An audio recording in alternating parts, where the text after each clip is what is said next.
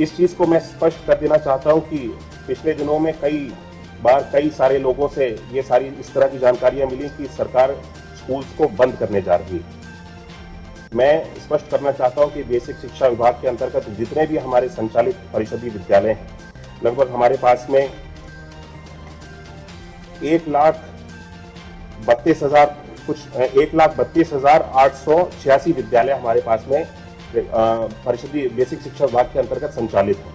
ये सभी 1,32,886 विद्यालय पूर्ण रूप से अभी भी संचालित रहेंगे। इन सभी विद्यालयों का यूडाइस कोड है और जो विद्यालय मर्ज किए गए हैं, क्योंकि मर्जर का अभी ये प्रक्रिया लगातार चल रही है। जैसा कि मैंने बताया कि कुछ जिलों में मर्ज करने के बाद 1 किलोमीटर के हम सब लोगों ने निर्देश दिए हैं कि 1 किलोमीटर से अधिक की सीमा जो अगर स्कूल को मर्ज किया है वो नहीं होनी चाहिए। अगर उससे अधिक है तो उन सभी स्कूल्स को, छात्रों को हम सब लोग कोई भी नुकसान नहीं देना चाहते हैं। छात्रों को विद्यालय में पहुंचने के लिए सुविधा हो, किसी भी तरह की असुविधा जहां पर भी हो रही है, इसके सख्त निर्देश दिए गए हैं। उन सभी विद्यालयों को वापस अनपेयर कर दिया जाएगा।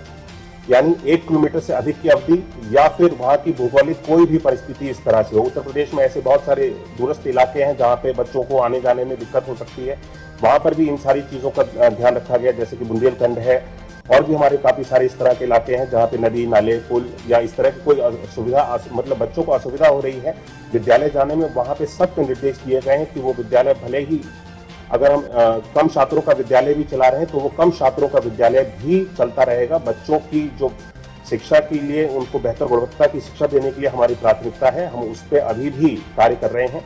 ऐसे स्थानों पे अभी भी वो विद्यालय कम छात्रों की संख्या से भी वो विद्यालय संचालित रहेंगे। और पेयरिंग की जो अनपेयरिंग की व्यवस्था है वो लगातार चल रही है। इसको हम लोगों ने सुनिश्चित कर दिया है, सभी को निर्देशित कर दिया है, क्योंकि पिछले 1 माह से ये पेयरिंग की व्यवस्था चल रही है। अगले आने वाले 1 सप्ताह में इस पेयरिंग के कार्य को पूर्ण रूप से समाप्त कर दिया जाएगा, पूर्ण कर लिया जाएगा और सभी जगहों पे जितनी भी पेयरिंग और अनपेयरिंग का कार्य है वो आने वाले 1 सप्ताह में पूर्ण कर लिया जाएगा।